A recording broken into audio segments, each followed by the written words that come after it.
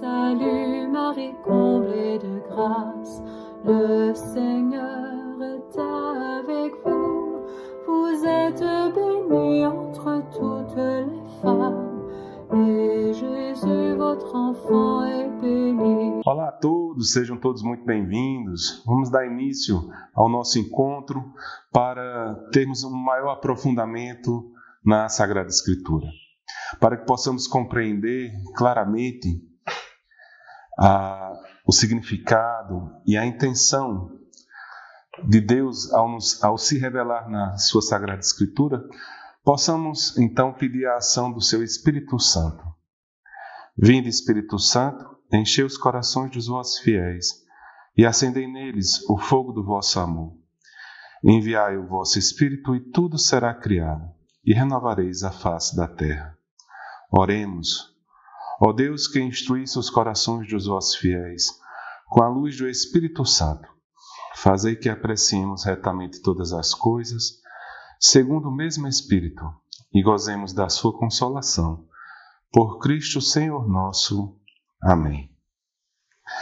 Meus queridos, nós vamos dar continuidade ao nosso estudo dos Evangelhos, que são um conjunto de livros que se encontram no Novo Testamento, como nós já vimos em aulas passadas.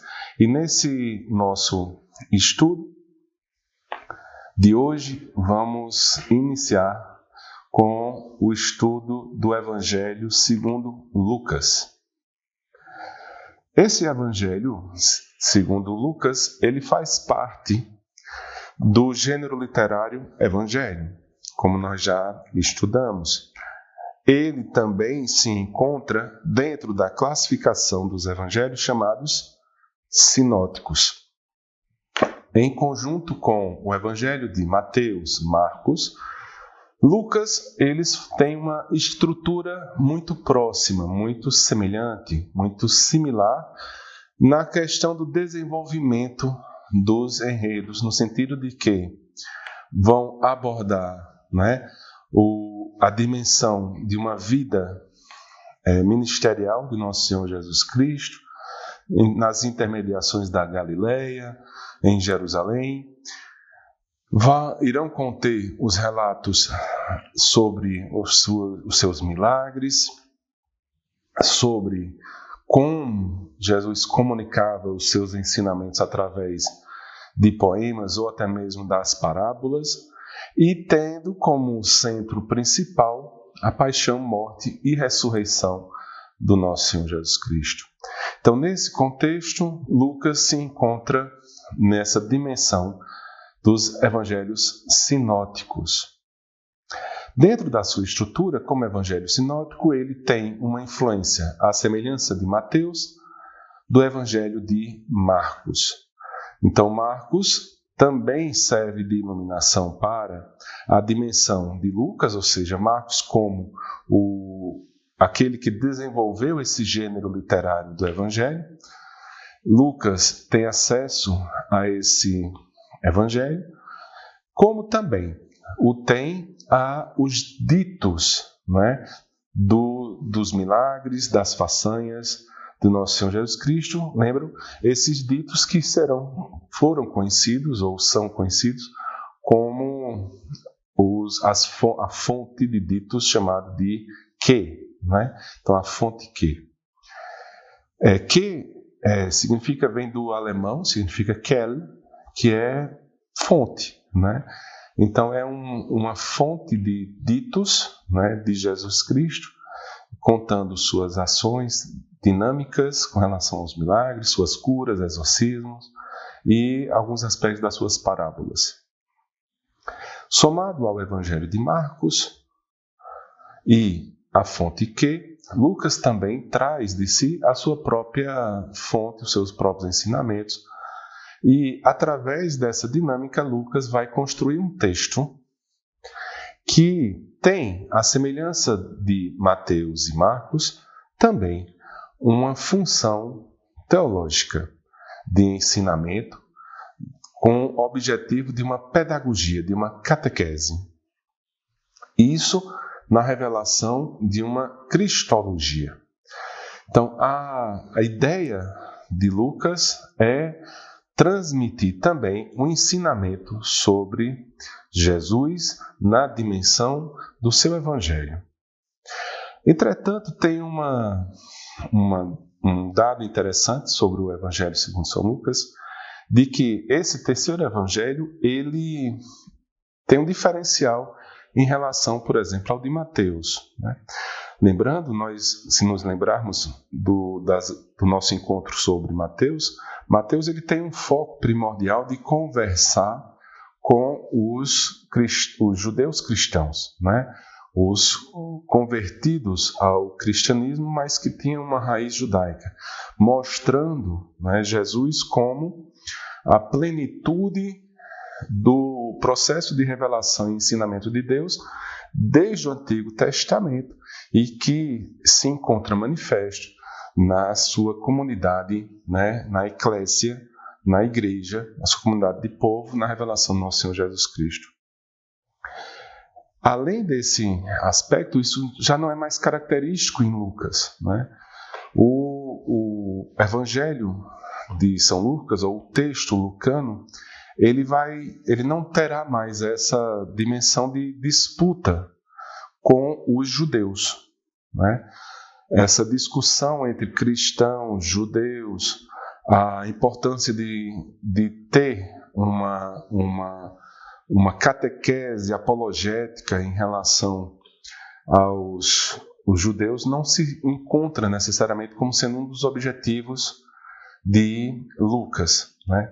Isso se dá exatamente também por uma característica de Lucas, isso é evidente, no sentido de que ele se utiliza menos passagens do Antigo Testamento no seu texto. Não quer dizer que ele não utilize, inclusive ele utiliza razoavelmente e de uma forma literária muito bonita que nós vamos ver, principalmente a posteriori, quando formos ver a dimensão da revelação do nascimento à Nossa Senhora, né?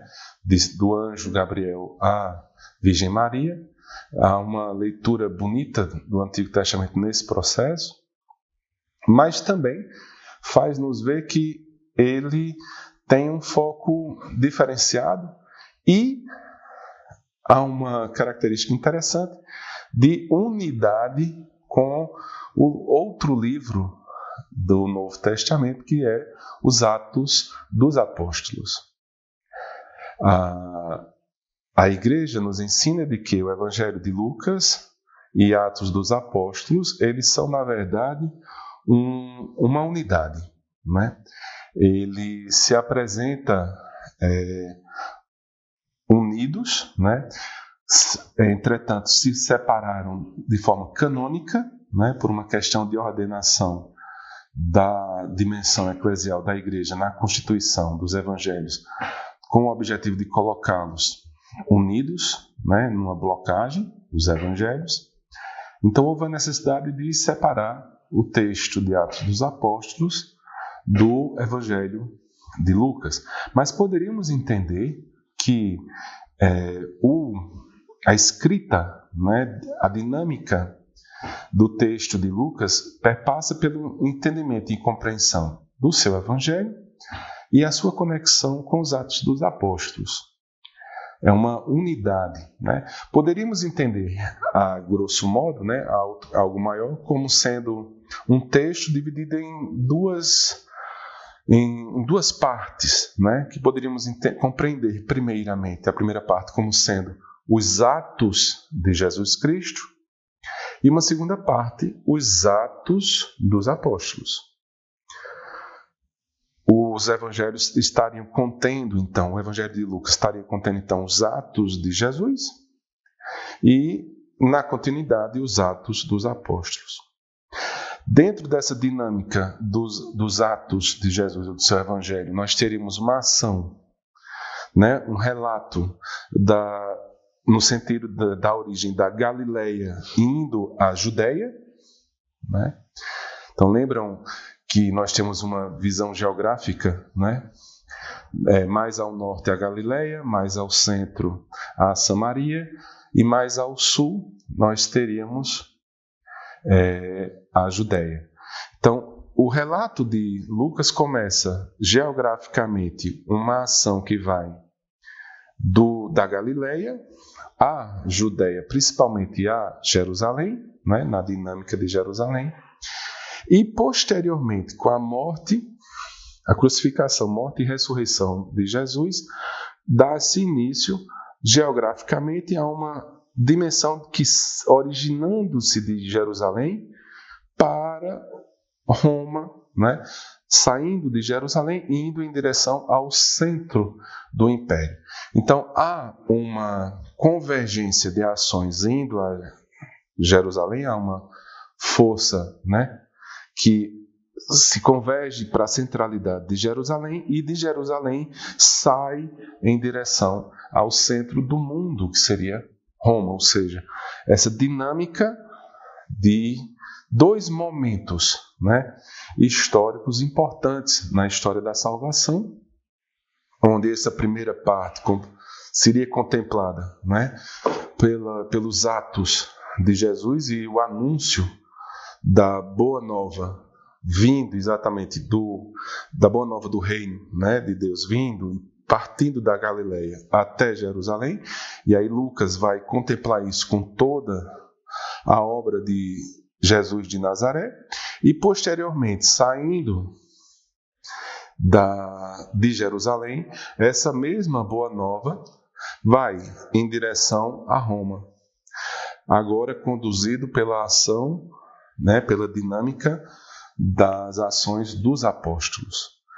Então, o Evangelho de Lucas e Atos dos Apóstolos vão fazer uma primeira e única formação. Então, nessa primeira redação, o Evangelho de Lucas ele vai ter uma dinâmica importante, no sentido de que podemos observar isso exatamente na relação com a ação do Espírito Santo. Então, Lucas ele traz uma cristologia que vai dar uma base para podermos ter uma compreensão da ação também do Espírito Santo, né? E aí ampliando a nossa percepção para uma ação mais trinitária da salvação, da história da salvação. Então, se observarmos calmamente, o Evangelho de de Lucas, vai nos dar a ação do Espírito Santo. E vai ter vários trechos onde Lucas vai abordar essa ação do Espírito Santo, né? Então, o Espírito Santo agindo na vida e nas ações de Jesus Cristo, e no segundo momento, o Espírito Santo agindo na vida e na história, na proclamação do reino de Deus, né? Na história da salvação, nos atos e obras dos apóstolos. Então, Lucas é um evangelho que tem uma dimensão do Espírito Santo. E aí uma nova percepção de cristologia é amplificada, né, para a nossa percepção de um Cristo, agora, também interagindo e sendo presente em sua vida o Espírito de Deus, o Espírito Santo. E começamos a compreender melhor na história da dimensão da igreja a ação, né, forte do Espírito Santo de Deus. E é desse fruto, né, que percebemos uma dimensão pneumatológica, né, do texto lucano como um todo. Dentro dito, né, inicialmente essas questões, a tradição sempre deu a autoria do Evangelho de Lucas para o próprio Lucas, né, que seria possivelmente um médico e um grego, né, mais ou menos que poderia se localizar entre as regiões da Acaia, Beócia, né? Talvez um pouquinho na Alexandria, ou até mesmo, dependendo da situação, na Cesareia, né? Lá na região da Palestina. Mas Lucas, ele claramente, como sendo já um grego, né, um originário de língua grega, ele direciona o seu texto para uma comunidade de cristãos convertidos que vinham do paganismo, principalmente, né? Então, o foco de Lucas é transmitir, né, a apuração da dimensão do Espírito Santo, como o Espírito Santo agiu também nos atos de Jesus e nos atos dos apóstolos. E isso para ouvintes e leitores de origem grega, ou melhor dizendo, de origem de língua grega, e com esse foco que vai se diferenciar bastante dos outros dois evangelhos, de Marcos e Mateus. Possivelmente, né, esse evangelho, né, no caso agora especificamente do evangelho, né, ele foi escrito mais ou menos, pode ter sido escrito mais ou menos em alguma região, né, da Acaia ou da Alexandria, e tem alguns relatos de acadêmicos que comentam que até mesmo em Roma poderia ter sido escrito o evangelho de Lucas. Um fator importante é que Lucas ele é mais recente do que os outros dois evangelhos. Ele vai ser já escrito entre a década de 80 e 90 depois de Cristo, muito depois da destruição do Templo de Jerusalém, né? Então ele vai ser feito muito posterior, né? E dentro dessa dinâmica, ele vai trazer como marco principal, né, a ideia, né, dessa ação do Espírito Santo que irá continuamente tomar o dinamismo da ação da nossa vida, né? Ou seja, a presença do Espírito Santo em nossa vida. Então, esse Espírito Santo, né, está presente desde o início na vida de Jesus Cristo, né, de Jesus de Nazaré, na ideia, né, da construção da igreja, como também na nossa própria vida, né? Um destaque interessante do Evangelho de Lucas é que já existe um bom tempo do processo do foco maior, né, da mensagem do anúncio, né, e da catequese. Então, já temos aí, mais ou menos, algumas décadas de ensino e de construção. Então, Lucas ele traz para dentro do seu texto já uma base de ensino do processo do anúncio e da catequese. Isso faz com que ele seja, né, por ser originário de língua grega, um leitor da Septuaginta. Então, é bem interessante essa dinâmica, porque isso é uma evidência de que a igreja primitiva, né, sempre a igreja do cristianismo verdadeiro, sempre se utilizou dos textos da Septuaginta, ou seja, a versão grega do Antigo Testamento. Então, a citação de Lucas do Antigo Testamento se faz na versão grega e não na versão hebraica, né? O seu texto grego denota que ele é um bom autor, né? Então, seu texto grego ele já tem um nível de conhecimento, como também mostra a compreensão dele do grego de mais ou menos 200, 300 anos atrás, do grego da Septuaginta. Então, ele é capaz de compreender bem o Antigo Testamento em grego, citá-lo e também escrever o seu texto de uma forma muito harmônica.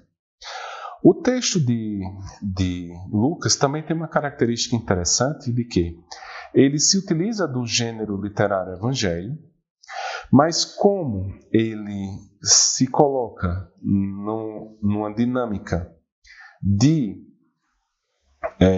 transmitir a sua mensagem, né, para uma comunidade de língua grega, ele se utiliza também de uma certa influência da literatura grega. Então, o texto de Lucas começa com um diálogo, né, com Teófilo, e nessa dinâmica desse diálogo de Teófilo, ele irá contar uma história. E ele vai se utilizar de uma dinâmica de leitura que se torna menos repetitiva do que, por exemplo, acontece em Marcos, né, em relação a alguns milagres, em alguns pontos, né, ele torna-se mais objetivo, ele cria uma dimensão mais agradável de leitura, né, como um processo narrativo, e traz fortemente uma marcação historiográfica. Então ele tem uma certa influência, né, da literatura grega de sua época, ao relatar eventos, mas também ele traz uma característica dos livros históricos do Antigo Testamento.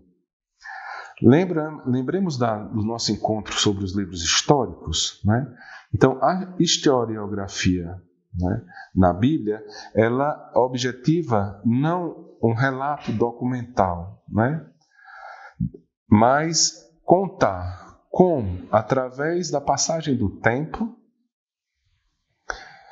a ação de Deus na vida daqueles personagens principais naquele texto, naquela história.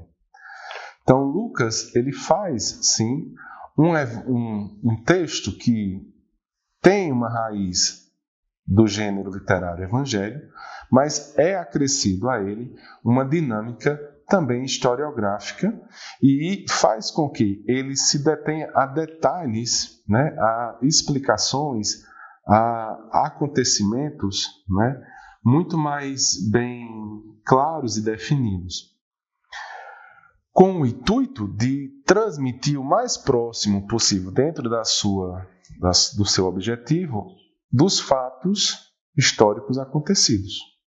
Então, isso tanto vai se promover no Evangelho de Lucas, como nos Atos dos Apóstolos, né? Ele, lendo, né, o texto lucano, nós vamos ver verdadeiramente uma boa fluidez e continuidade de um elemento historiográfico.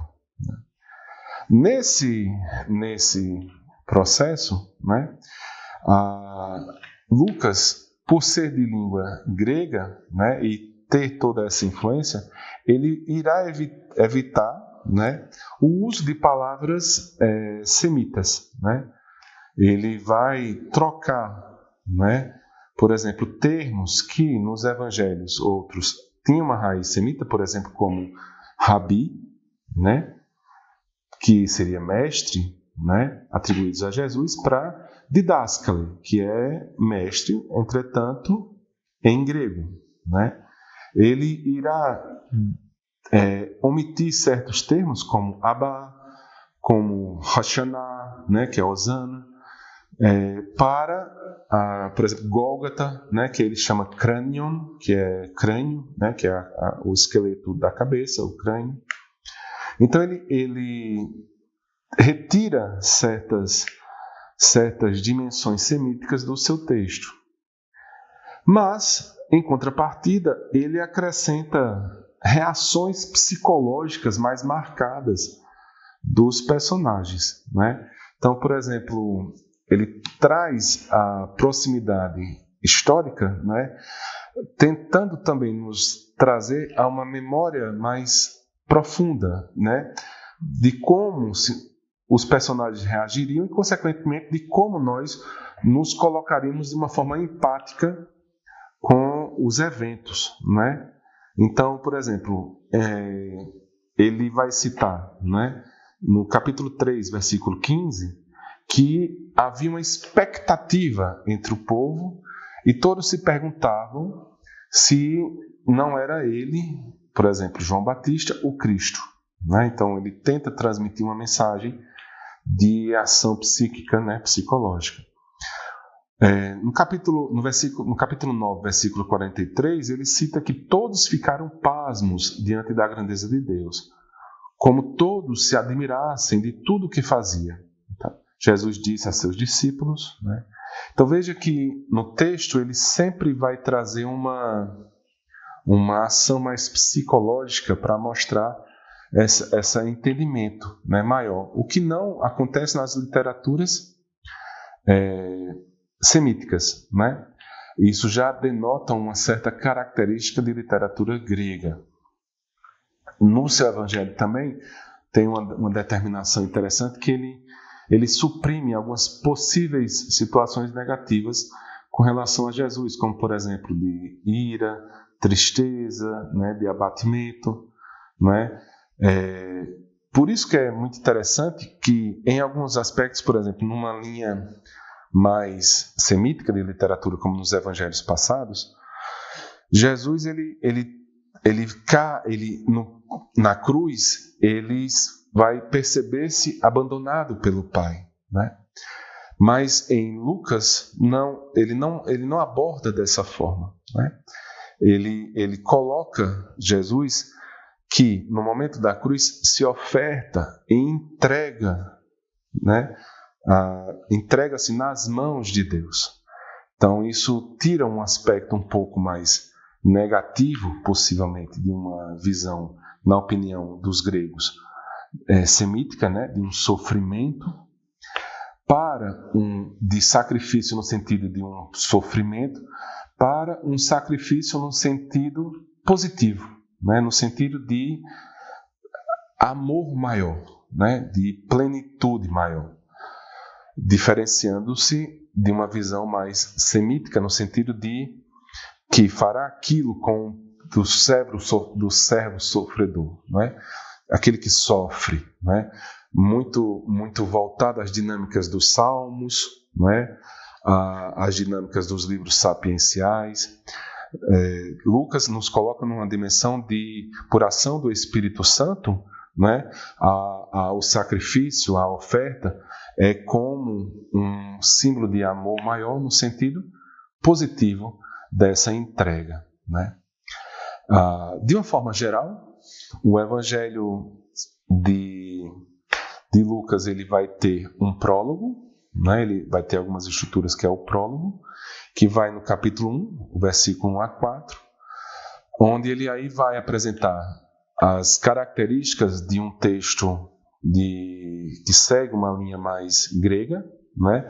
Onde o autor ele vai apresentar o seu método, né?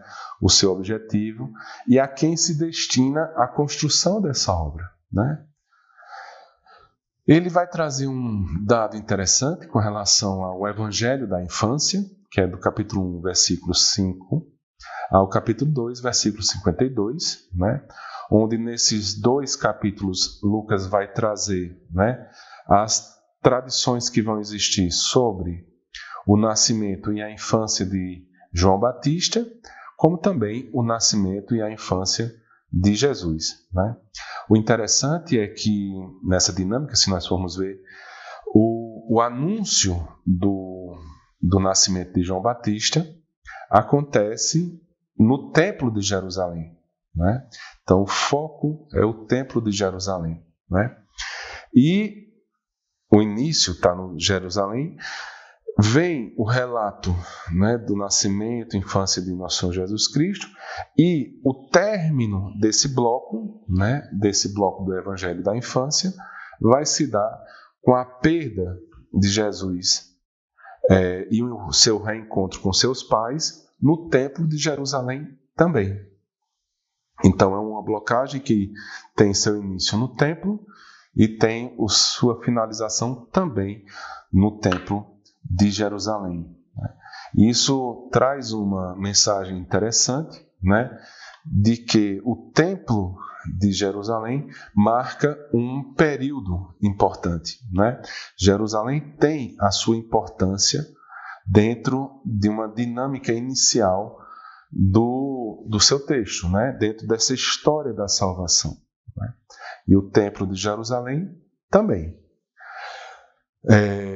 Depois, ele entrará depois do prólogo, depois do Evangelho da Infância, a preparação para o ministério público de Jesus, que vai exatamente abordar o capítulo 3 todo, o capítulo 4 até o versículo 13, né? Onde Lucas ele vai descrever a pregação de João Batista e a sua prisão, né? O batismo e a genealogia de Jesus, né, nessa dinâmica, e a tentação que Jesus sofre no deserto, né, mostrando essa preparação pública de nosso Senhor Jesus Cristo. Nesse sentido, ele amplifica um pouco mais a tentação no deserto de Marcos, né, porque Marcos foi mais direto, mais sintético, mais objetivo, e não dimensionou totalmente as tentações de Jesus no deserto. E essa parte, né, da tentação do deserto também faz parte da teologia de Lucas de uma forma dinâmica, que também terá, né, a sua dimensão maior findado, né, também em Jerusalém, né? Mas isso a gente pode deixar mais para frente num estudo mais específico sobre a tentação no deserto de Jesus. Mas só para mostrar que ele sempre coloca, né, Lucas, Jerusalém como um ponto marcante, né? Ou um ponto de ida ou um ponto de finalização, né, de uma etapa, né? Com Atos dos Apóstolos, ele irá colocar agora Jerusalém como um ponto de partida, de saída, né? Então, Atos dos Apóstolos vai ser exatamente a saída, né, da igreja, através da ação dos apóstolos, impulsionada pela ação do Espírito Santo. Então, Jerusalém é um ponto muito interessante de dinâmica entre os dois textos, né? O Evangelho de Lucas e os Atos dos Apóstolos.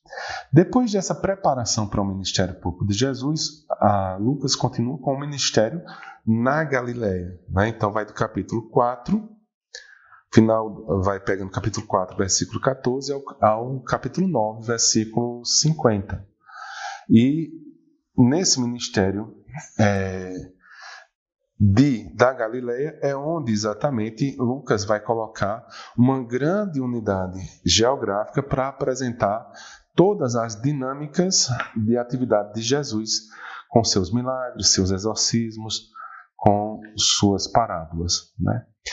O dinamismo que Lucas coloca é que houve uma ação na Galileia e Jesus ele subirá para Jerusalém, né? Então ele irá fazer uma viagem para Jerusalém.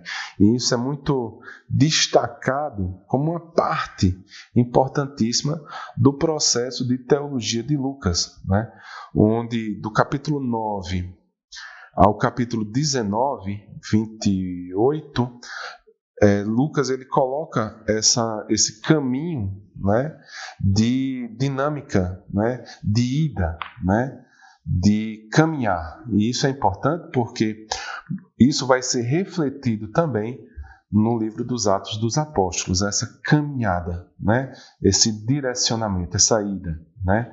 Então, sai da Galileia e Jesus irá ter um relato do caminho de Jesus até a chegada em Jerusalém.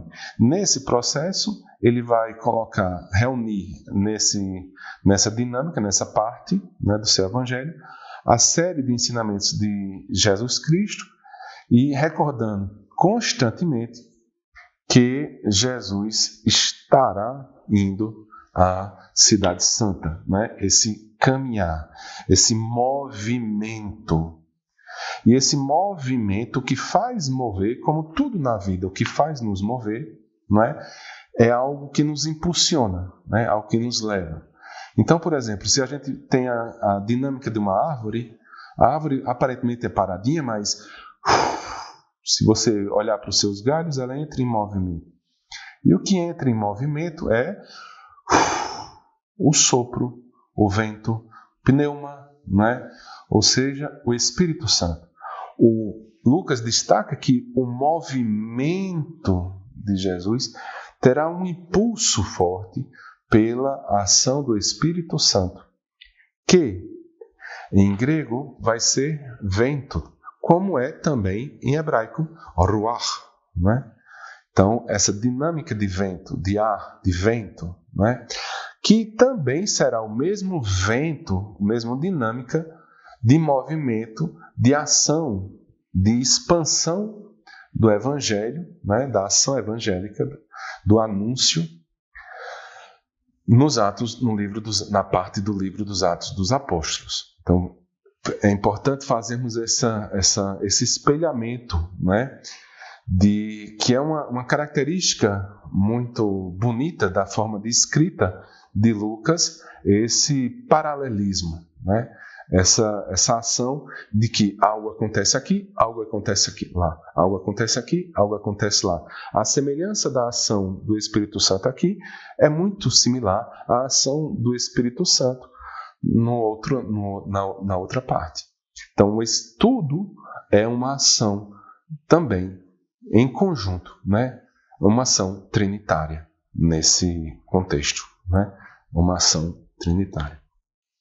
A chegada, né, de Jesus, né, a Jerusalém fará também com que, diferentemente do que a gente percebeu em Marcos, né, que rapidamente coloca a sua ação em Jerusalém, Lucas vai destacar, né, do capítulo 19 e o capítulo 21, o local geográfico que vai dar unidade aos textos que ele coloca das ações de Jesus, ou seja, ele centraliza um núcleo específico do seu texto sobre a cidade de Jerusalém. Então, o ministério de Jesus em Jerusalém. E a sua premissa maior, na sua última parte, é a paixão, morte e ressurreição, no capítulo 22 e capítulo 24. Lembrando que todos os evangelhos, e assim também tem essa característica principal, todos os evangelhos são centrados no anúncio, né, primeiro da igreja, a paixão, morte e ressurreição de Jesus, e sobre esse centro, né, vai sendo colocado uma nova dinâmica de ações e de relatos históricos da vida de Jesus, no sentido de como podemos compreender essa paixão, morte e ressurreição de Jesus Cristo. E isso é uma das características principais do gênero literário evangelho. Então, todos os evangelhos terão a paixão, morte e ressurreição de nosso Jesus Cristo como o elemento principal. Mas, sabendo que isso aconteceu, como nós vamos compreender esse processo da paixão, morte e ressurreição? Então, os evangelhos trazem dentro da sua dinâmica, né? E os sinóticos trazem um caminho muito semelhante para podermos compreender o que foi esse fato tão extraordinário, marcante na história da humanidade. Mas, ao nos conduzir a esse entendimento, cada evangelho terá aí a sua cultura, mas assim também terá o seu objetivo catequético e também terá a necessidade de mostrar o seu Cristo, né? a sua cristologia, a sua dimensão de revelação de Deus. E é exatamente nessa beleza, né, de similaridades e diferenças que a nossa Santa Igreja diz que é exatamente nesse ensinamento que nós chegaremos mais próximo do nosso Senhor Jesus Cristo. Por isso a Igreja, mais uma vez, voltando, né, ao que a gente já tinha comentado antes, nunca fez um processo de harmonização, né? Porque poderia tê-lo feito, né? Mas não, porque ela entende que a ação do Espírito Santo e o entendimento verdadeiro de nosso Senhor Jesus Cristo e da sua revelação, da plenitude da revelação de Deus, se faz numa compreensão enquanto igreja. E não tem como compreendermos Jesus Cristo, a sua paixão, morte e ressurreição, sem ser numa dimensão de igreja. Aprendemos isso com São Mateus, mas Lucas também nos coloca nessa dimensão, porque quando, saindo de Jerusalém e indo para uma expansão em direção a Roma, o entendimento do nosso Senhor Jesus Cristo se dá por uma ação de igreja, uma compreensão na igreja pela ação do Espírito Santo. E é isso que ele vai nos trazer, né, a esse aspecto. Então, a ideia de Lucas é, unindo e compreendendo o gênero evangelho, Lucas, como grego, né, e já tendo uma forma diferente de pensar em relação ao povo semita, né, ele traz uma dimensão historiográfica mais marcante nos seus textos. Então, podemos entender que a primeira parte do seu volume, né, é o anúncio da salvação por obra de Jesus, ou seja, é a história de Jesus. Mas essa história de Jesus também se faz unida, né, com a história da igreja. Então, Jesus e a igreja são unidos, né, nesse texto lucano. Não tem como separar a história da igreja da história de Jesus e a história de Jesus da história da igreja. Um que vai ter a sua origem de Nazaré e encontra sua plenitude em Jerusalém. E o outro que, refletindo sobre esse acontecimento histórico em Jerusalém, parte também em direção ao centro do mundo, que culturalmente, naquele momento, representativamente, era Roma. Mas que a ideia por trás é que, saindo de Nazaré, por uma ação dinâmica do Espírito Santo, chegamos a Jerusalém. E pela mesma ação desse Espírito Santo, vamos até se chegamos ao centro da revelação geográfica, da revelação de Deus, né, em Jerusalém, saímos desse centro em direção ao centro do mundo para espalharmos essa compreensão para o mundo inteiro. Entendendo dessa forma, né, que existe uma dinâmica importantíssima na história da salvação, através, então, de dois aspectos temporais, que é um tempo, né, a história da salvação, então, vai ter um tempo da promessa, né, e um tempo da realização. O Lucas, ele trabalha bem essa dimensão do tempo, né? Então, ele coloca, né, o tempo da promessa é o tempo que vai desde o Antigo Testamento de Abraão até João Batista, né? Então, podemos compreender esse primeiro grande tempo, né, da revelação da história da salvação. E isso vai se encontrar no capítulo 16, versículo 16, quando Lucas diz, né, a lei e os profetas chegaram até João, Desde então, se anuncia o reino de Deus e cada um se esforça para entrar nele. O chamado evangelho da infância faz ainda parte desse tempo da promessa.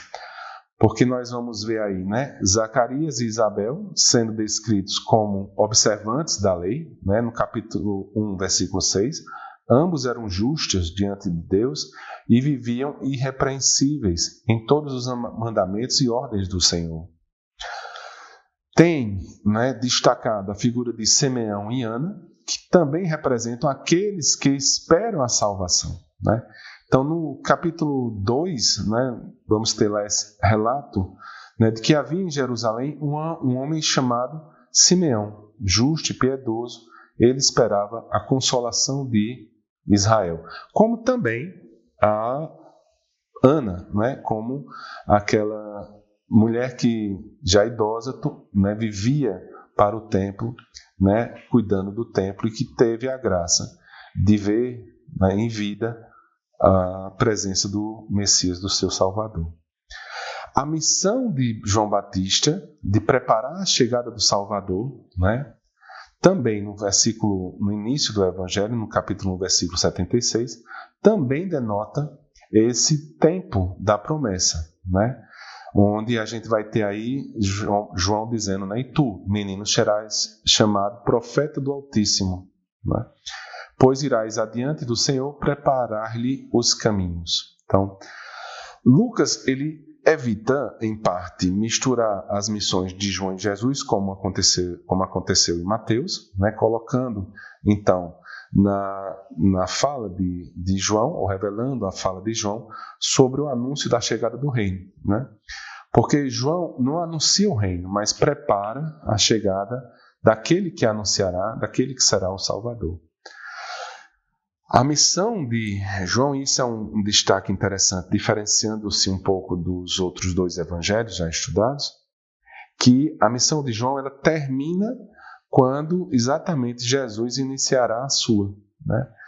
Então, é interessante se nós formos perceber que o ministério de João, finda-se com a sua prisão, e logo após tem-se o início do ministério público de Jesus. Então, existe esse tempo dessa promessa. E aí teremos o tempo da realização. A partir, então, com Jesus, abre-se uma nova etapa na história da salvação. Então, é o hoje a salvação. Hoje já está o reino de Deus entre nós. Então, nasce, hoje, o Senhor, o Cristo, Salvador, na cidade de Davi, como assim anunciaram os anjos, no capítulo 2, versículo 11. Então, tudo que foi prometido e anunciado pelos profetas, se realiza em Jesus. E se marca agora hoje, um novo tempo, o cumprimento de Jesus, se faz exatamente um novo momento, um novo tempo. E esse novo tempo, que temos, esse hoje, esse aqui e agora, vai ser proclamado no momento do nascimento de Jesus, no início do seu ministério em Nazaré, e aí há o uso também dos relatos, dos acontecimentos históricos dos milagres. Lucas se utiliza desses relatos para passar esse ensinamento. E nos relatos dos milagres também é uma mostra desse hoje, desse momento histórico agora, desse tempo da realização. Também se faz denotar esse novo tempo, na casa de Zaqueu, na promessa ao ladrão, ao bom ladrão na cruz, quando em Jesus Deus visitou o seu povo e começou o ano da graça, começa-se aí esse novo tempo. Esse novo tempo, que aí é um tempo no sentido de qualificação, de qualidade, né? E é interessante notar que existe o conceito de 2 tempos em grego, né? Cronos e Kairos, né? Cronos é relatado na Bíblia como um tempo que está relacionado muitas vezes a um tempo como nós temos a dimensão do tempo, né? Por exemplo, em alguns momentos, talvez, né, para gravar esses vídeos, eu possa ter chegado atrasado. Então, o tempo passa uma noção de atraso, passa uma noção de que algo poderia ter sido realizado nesse momento e não foi. Um aspecto um pouco negativo nesse contexto, né? É uma demora, é um aspecto mais qualitativamente em ordem negativa no sentido, né? Cronos, tempo. Estou atrasado. Aqueles que vão aprender a fazer a prova, o tempo acabou, né? Entreguem as provas. Veja como isso passa para a gente um traumazinho, né? Mas quando nesse tempo relatado por Lucas nos ensina um novo conceito de tempo, que no seu evangelho passa uma qualidade. Quando se fala dele, se tem uma percepção positiva do tempo, né? Então esse tempo de realização, esse tempo do hoje, do aqui e agora, na presença plena de Deus, Lucas nos ensinará que devemos chamar não de Cronos, mas de Kairos. Então, esse hoje do tempo da realização é um Kairos. Tínhamos um tempo da promessa, um tempo de um atraso, um tempo que levará décadas, séculos, né? Temporal, que nos desperta uma espera, Cronos. Lucas nos coloca numa nova dimensão da realização, do hoje, do agora, do aqui, da presença definitiva, plena de Deus conosco. E aí, esse tempo que é anunciado por Lucas é um tempo qualitativamente positivo. É um tempo maravilhoso. É um tempo bom. E isso Lucas nos ensina a chamar de Kairos. Um tempo dentro da história da revelação, dentro da história da salvação, a realização dessa salvação. E essa salvação, ela é ofertada a todos. E nesse contexto, Lucas cita o profeta Isaías, né, de que clama, né, quando João é aquela voz que representa aquele que clama no deserto e endireita, né, os caminhos no deserto, ou seja, na escuridão, né, e na desolação, no tempo Cronos do nosso caminhar, né, virá aquele que perceberá, que será aquele que nos colocará numa nova dimensão temporal, na presença real da salvação, na realização da salvação verdadeira de Deus. Então, João anuncia e Jesus realiza. Então, temos um tempo Cronos e temos um tempo Kairos. E nesse processo, Lucas destaca que esse anúncio, né, desse tempo não terá necessariamente mais fim, né, porque a partir de todo esse seu relato do Evangelho, saindo, né, tendo como marco Jerusalém, esse tempo, esse momento de salvação, essa presença salvífica com Deus vai ser espalhada para o mundo inteiro. e graças a essa ação do Espírito Santo na vida da igreja, relatado nos Atos dos Apóstolos, é que também temos a possibilidade de termos e vivenciarmos agora esse Kairos, esse tempo novo, né? Ou essa dimensão, né, de tempo é o que vai tornar também o Evangelho de Lucas essa dimensão maior, né? Então percebemos essa dimensão maior da história da salvação e esses dois grandes tempos. Lucas é o Evangelho do Espírito Santo, né?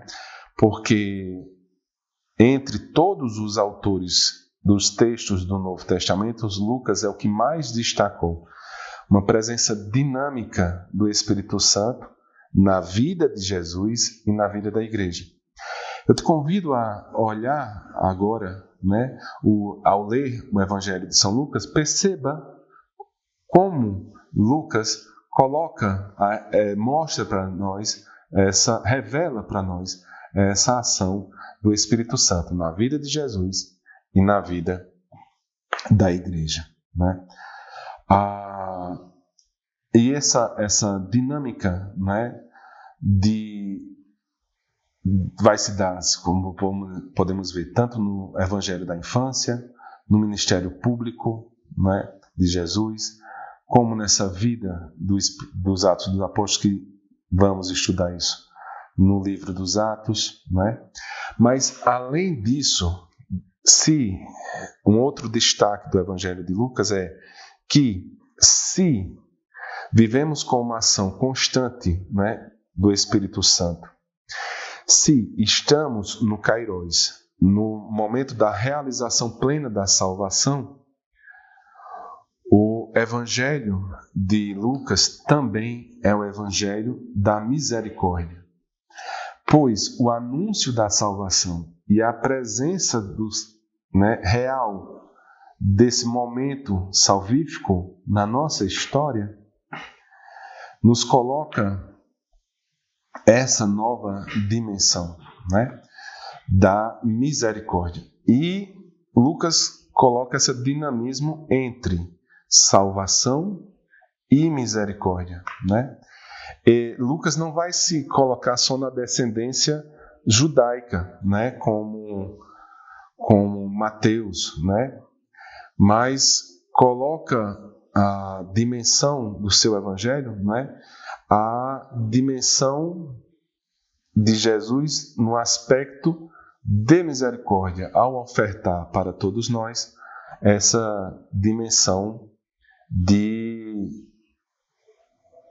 sermos beneficiários da ação de Jesus. Por exemplo, no capítulo 19, versículo 10, temos que, pois o Filho do Homem veio procurar e salvar o que estava perdido. No capítulo 15, todos os publicanos e pecadores se aproximavam de Jesus para ouvi-lo, né? Jesus é constantemente, né, acusado pelos fariseus de ser amigo dos publicanos, de pecadores, né? E em Lucas a gente vai ter grandes relatos de misericórdia com histórias de perdão e conversão. Por exemplo, temos a pecadora pública no capítulo 7, a história de Zaqueu, o perdão de Jesus àqueles que o estão crucificando, né? A misericórdia da salvação de Jesus ao bom ladrão na cruz, né? A semelhança, né, de Deus que procura a ovelha, que procura a moeda, né, a dracma perdida, né? Aquele que acolhe um filho arrependido. Então, nesse contexto, Lucas vê, né, a misericórdia de Deus, e se percebermos, né, uma comparação entre Lucas e Mateus, né, Mateus, no capítulo 5, versículo 48, ele coloca sede perfeitos. Lucas, no capítulo 6, 36, ao invés de se utilizar dessa forma, Lucas utiliza sede misericordiosos. Né? O discurso, né, em Mateus, o Sermão da Montanha, Lucas coloca como a sua centralidade a caridade. Né?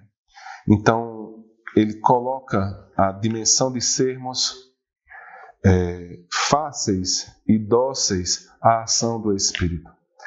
Quando entendemos que felizes aqueles que são pobres de espírito, esse termo parece estranho para nós, porque tem uma ideia por trás, e isso é um estudo um pouco mais aprofundado do grego e do hebraico, que eu não vou me deter aqui, mas só para entender que esse pobre de espírito significa a ideia de pecador, a ideia de pobre no sentido de não oferecer resistência. Né? Então, pobre de espírito significa uma conjunção de que é sermos não resistentes à ação do Espírito Santo. No Evangelho do Espírito Santo, essa talvez seja uma das mais importantes fórmulas para encontrarmos a felicidade, né?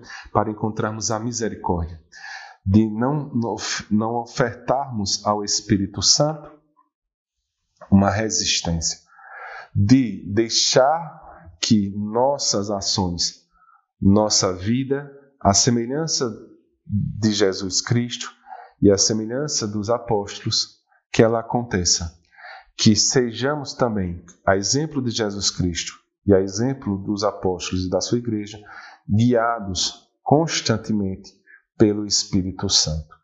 Dentro dessa dinâmica, né, encontramos, né, um símbolo maior, e isso é tão bonito e tão forte, que merece um momento separado, né, num encontro à parte que teremos logo mais, da pessoa que representa esse símbolo de se deixar guiar, sem opor resistência à ação do Espírito Santo, que é a Nossa Senhora Virgem Maria. Então, Lucas coloca Maria como aquela que é símbolo dessa ação do Espírito Santo de uma forma grandiosa, e coloca isso como um exemplo maior. E lembra do paralelismo, né? Maria se encontra como símbolo de como devemos ter um coração para sermos agitados pelo Espírito Santo no início do seu Evangelho. Mas também Maria nos ensina a como também sermos, né, exemplo de comunidade e de vida que também é movimentada pelo Espírito Santo nos Atos dos Apóstolos. Maria se encontra no início do Evangelho de Lucas.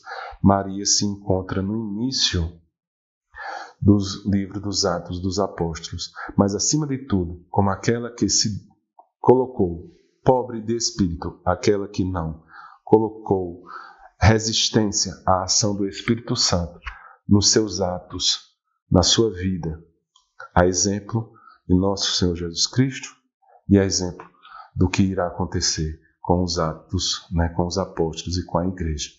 Então, findado nesse processo, é que Maria receberá uma grande missão, né, de ser carectúmene, ou seja, aquela cheia de graça. E aí ela irá mudar até mesmo o seu nome. Nesse aspecto, nessa missão vinda e aprendida com esse texto inicial de Lucas do seu Evangelho, tendo como Maria essa pessoa cheia de graça, bendita entre todas as mulheres, que acreditou, que se deixou, né, se tornar serva do Senhor, ou seja, que não ofertou nenhuma resistência à ação do seu Espírito Santo, dentro dessa história da salvação, entendendo e compreendendo esse tempo de realização da salvação hoje, o Kairos, que possamos também nós sermos influenciados, agitados pelo Espírito Santo, em todos os nossos dias, em todos os nossos momentos temporal aqui, em todas as nossas ações, como foi Jesus Cristo e a Igreja, desde todo sempre, segundo nos ensina Lucas. Possa, então, dentro dessa percepção, façamos uma oração para nossa Mãe Maior, que nos ensina, através do seu sim no Evangelho de Lucas e também do seu sim nos Atos dos Apóstolos, a sermos semelhantes ao seu Filho, a vivermos e aprendermos a viver e agir em comunidade, para continuar vivenciando no aqui, no hoje, essa salvação agora, esse Kairos. Façamos então uma oração à Ave Maria. Ave Maria, cheia de graça, o Senhor é convosco. Bendita sois vós entre as mulheres, bendito é o fruto do vosso ventre, Jesus. Santa Maria, Mãe de Deus, rogai por nós, pecadores, agora e na hora de nossa morte. Amém. Maria, sede da sabedoria, rogai por nós. Sainte Marie, Mère de